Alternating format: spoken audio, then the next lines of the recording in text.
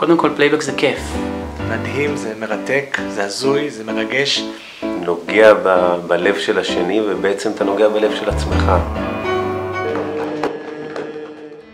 לא לצנזר, לא לוותר, כי אנחנו אור חוזר. בגדול זה מופע מאולתר, שבו אתם הולכים לעלות לבמה, לספר לנו סיפורים שקרו לכם, ואנחנו נשקף לכם את זה.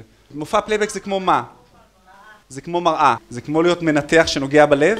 מורדם, מונשם, אתה עושה לי מראה? איזמל?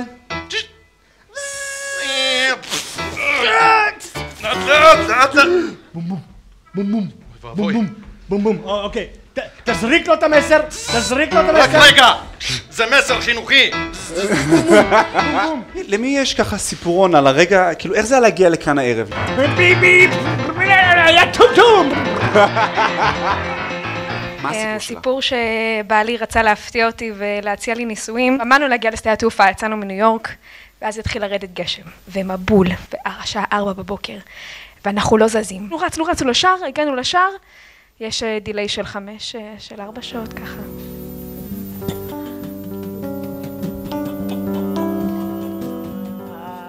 את יודעת למה אני אוהב אותך? כל פעם יש לך פרצוף אחר. אז אני מתקשרת, הראש ישבה אומר לי, היום תגיעו מיד, בטבריה. אחרי 5 דקות הוא מתקשר עוד פעם, אמא, קופסת תכשיטים שלך על הרצפה במרפסת. משרד הרווחה, שלום. אני רוצה להבין כמה נקודות. 2 הילדים שלך חולים, תינוק. איך קוראים לתינוק? אפשר שוב פעם? אני אמורה לגדל את כולם, לשמור על כולם. אני יכולה להיות אמא שלהם בכלל. אני בכלל לא שולטת לחיים שלי. מאוד הפתעתם אותי, כן. המבט של מנחם מנדל מאוד אהבתי. אז עכשיו מה שקרה לי, באמצע אחד הקטעים שלכם, מישהי מאוד נחמדה מעבירה משהו, מעבירה משהו, ככה אומרת לי לשם, להעביר אחורה. אבל אני תופס את זה ככה, בא להעביר אחורה, פתאום זוג עיניים. יש פה תינוקת מקסימה, והעיניים הכחולות שלה מסתכלות עליי, ואני הרמתי אותה כאילו זה מעיל ישן. אפשר למדוד גם את זה?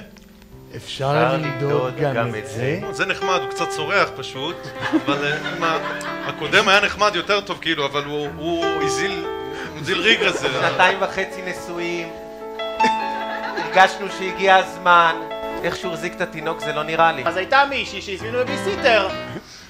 אני לא. לא לכולם נשבע שילך לכותל ויבקש כסף. אז אני מביאה את 7 הילדים ומפזרת אותם בכל האולם. תעבירו. כן, עמית. איך היה לך לראות את הסיפור הזה? נחכה עוד שנה-שנתיים. ההזדמנות לבוא ולצחוק על מורה שהוא אפילו היה קצת טראומטי בזמנו, הוא תמיד טוב. גם מצחיק. עבודת הגוף. גם מצחיקים, גם מרגשים, גם עצובים.